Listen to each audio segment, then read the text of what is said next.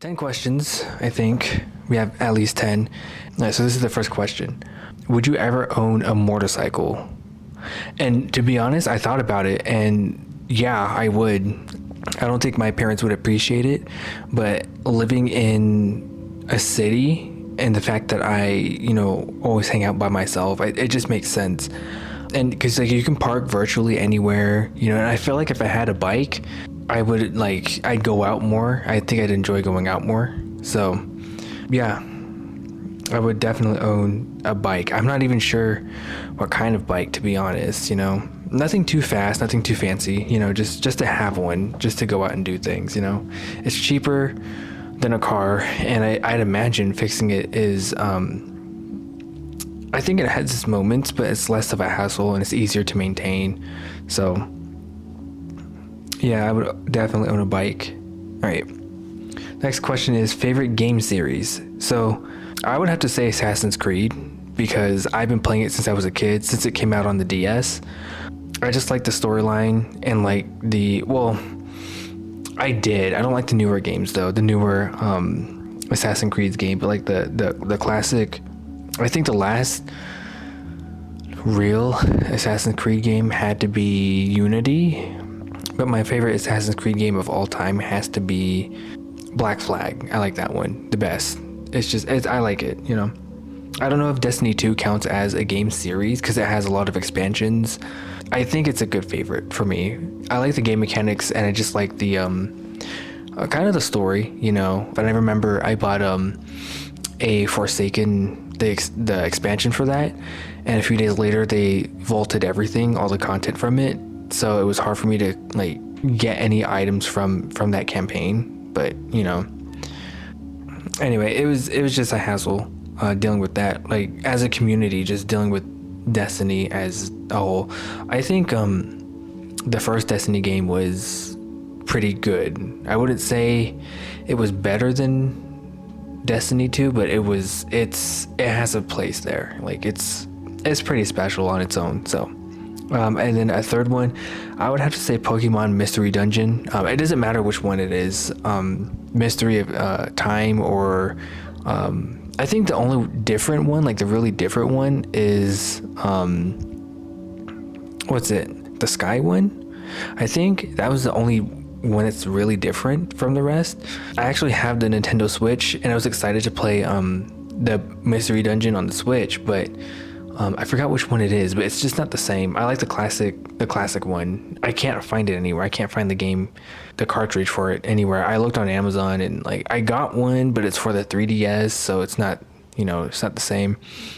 And the one on the Switch also isn't the same as a classic one, which is disappointing, but I've been playing Pokemon Mystery Dungeon since I was 7, so I love it's weird because I like the soundtrack to it too. It's just really nice, and just the gameplay is so simple, and it's one of the best single player games out there. I don't like playing MMOs anymore. It's just I don't like those anymore. I just, because microtransactions and stuff. I think the only one that I'm good with, the one that I play the most, is probably Knights of the Old Republic or something like that. But other than that, no more MMOs for me.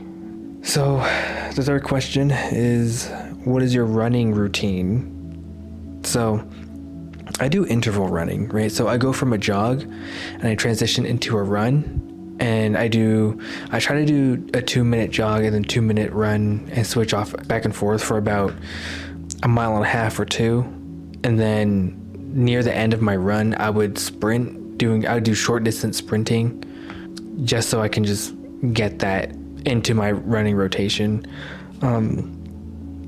But for sprints, that's kind of its own thing though. So what I do to prepare for sprints is what I would do is I would run upstairs, and then I would jog downstairs, and then I would stride upstairs. So striding is exactly what it sounds like. You're not running up the stairs, you're just skipping a few steps, and you're walking in strides up the stairs, and then you would jog back down. I would do that for about 10-15 minutes, and then I would go into burpees, do that for 10-15 minutes. So that would help with my acceleration for when I do my sprints. So short distance sprinting, And it depends because I have like different routes in my neighborhood that I take. If I'm going for endurance, I go for distance, which is 2 miles, the 2 mile route.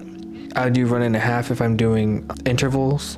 And then if I'm doing sprints, well, I would do kind of sprints. So I would run around the block.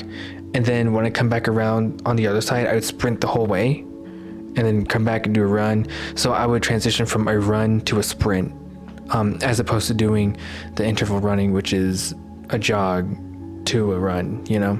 So, and then for recovery, I would just walk, you know? That's basically my running routine. So for the walking part, for recovery, I would do the whole 2 mile walk and then do my stretches. But yeah, it's getting too hot to run, so I can either go in the very early morning, like 5, 6 a.m., or late at night, whether that's like 8, 10 p.m. You know, I try not to stay up past 10 anymore because I got other things in my overall workout routine. That's just the running part, you know, because I also do swimming now. I kind of have to do swimming, which is kind of interesting. I'm not the best at it, but you know, I can manage, I'll say. Okay, if you can live anywhere, where would you live? Honestly, I want to live somewhere with like a forest and a coastline. So maybe somewhere on the West Coast, you know. I was thinking like Oregon. I don't know what's over there. I just know that it looks nice over there. Like with all the trees and all the forests and stuff like that. Very slow pace, I'd say. You know, laid back, kind of chill. I would love that, you know. Maybe a place with land. You know, maybe build something on a piece of land. I don't know. We'll see. But if I can live anywhere, then I would definitely live somewhere with like greenery, because I just can't handle Vegas anymore. I don't like it. Dating preferences.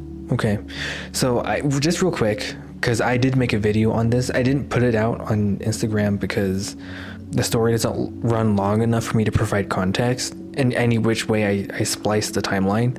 So I might just link the channel or whatever. I don't know. We'll see what happens. But just real quick, I have standards and preferences. I have 2 of each, right? Standards are non-negotiable, and preferences are they're not deal breakers at all. For the standards, we have to have the same beliefs, and you have to be family driven, right? That's the kind of person I'm looking for.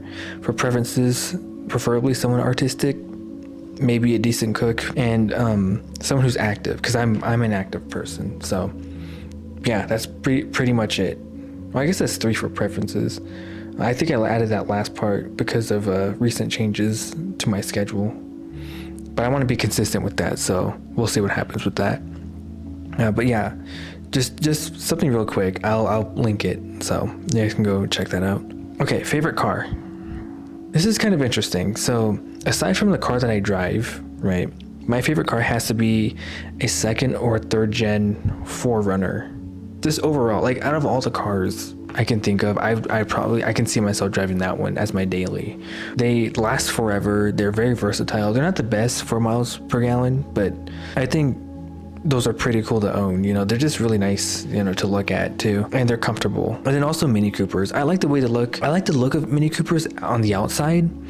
Not really a fan of the dash in the Mini Coupe, like that big giant clock looking thing.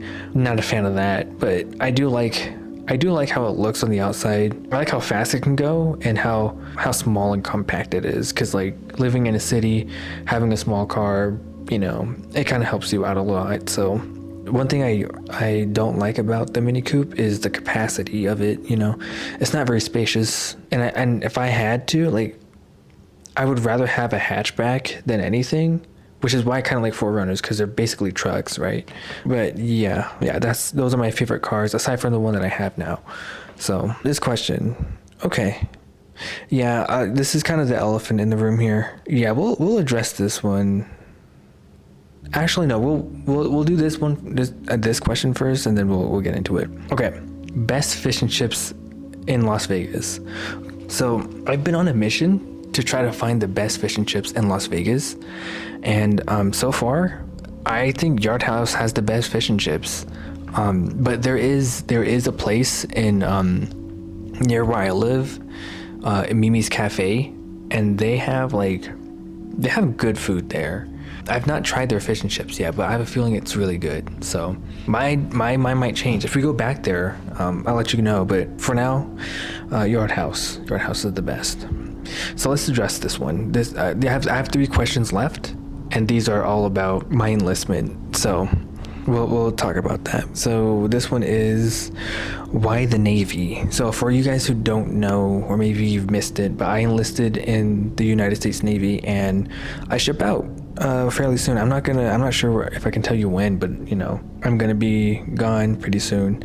So for me, like the military in general, not just the Navy, but I've always wanted to do something that mattered, like I'm not a typical 9-to-5 kind of guy. It just doesn't work out for me, you know what I mean? So like even doing like first responder stuff, I'd rather do that sometimes, than just work your typical 9-to-5, So I am working on a project.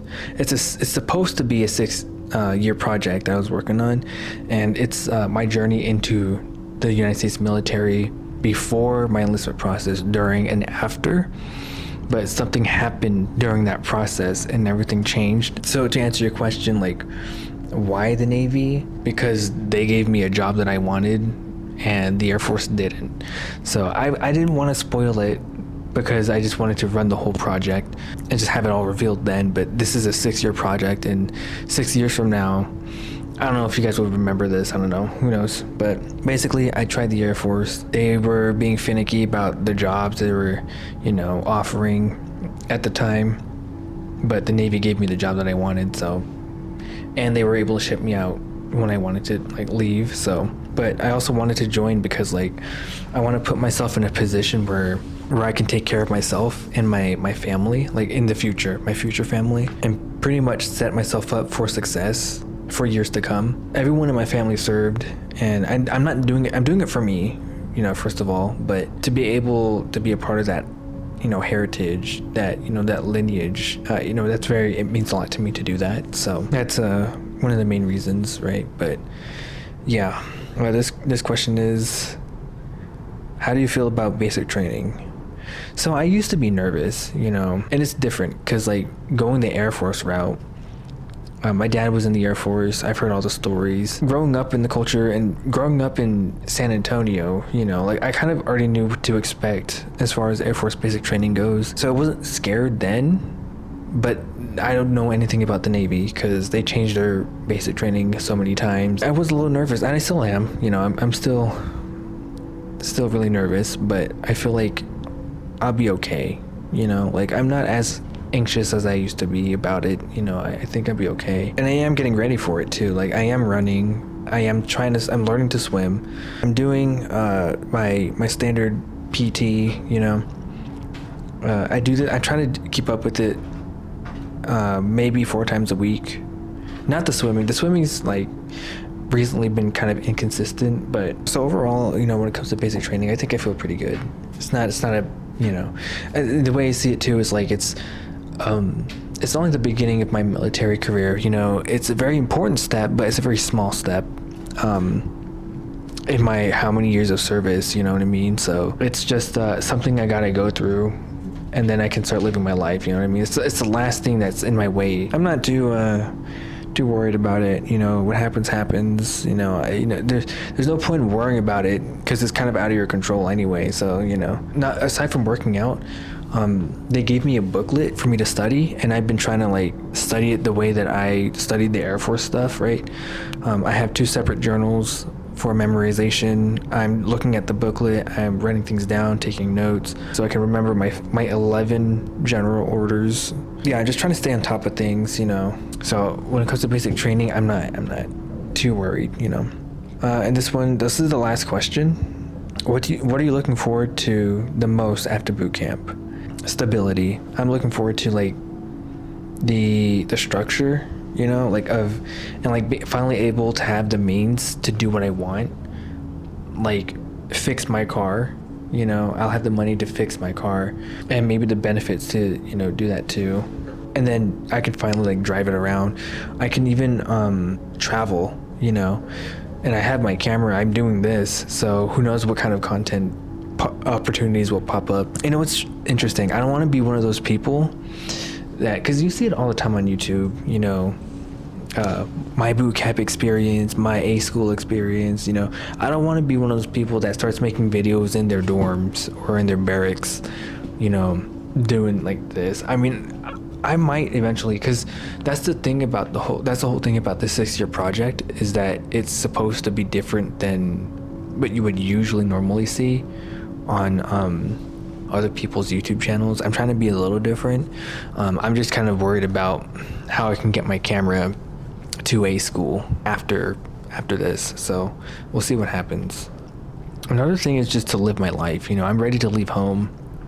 I'm ready to get out of here. I'm ready to like just kind of get out. It's getting crowded here. It's getting stressful, and you know, I'm slowly losing my community. I'm slowly losing my friends. Like, you know, it's that season where all your friends are growing up and leaving, you know, and I don't want to be that one guy that stays here for the rest of my life. So yeah, and I just can't wait to like experience it, make new friends, you know, new family, you know, and all that good stuff. So, and also the job that I have, dude, I'm excited because, you know, it's not only a job that I want, but it's also something I have a passion for. But yeah, and another thing, right, maybe possibly, I've heard it's really hard to do this, but like get a motorcycle. I don't know.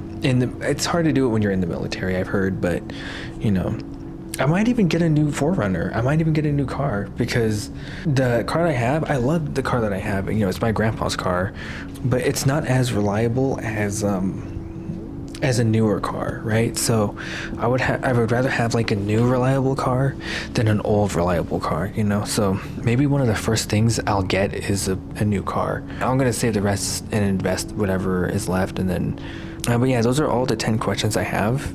And with that, I'm going to transition into what we need to discuss next about this, what we're doing.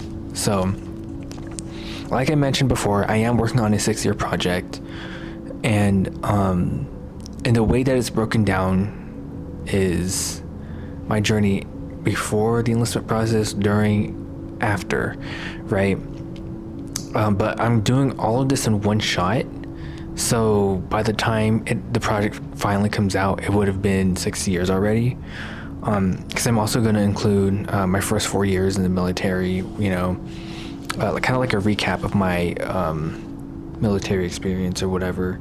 But it's a whole process. It's a whole thing. I'm planning out.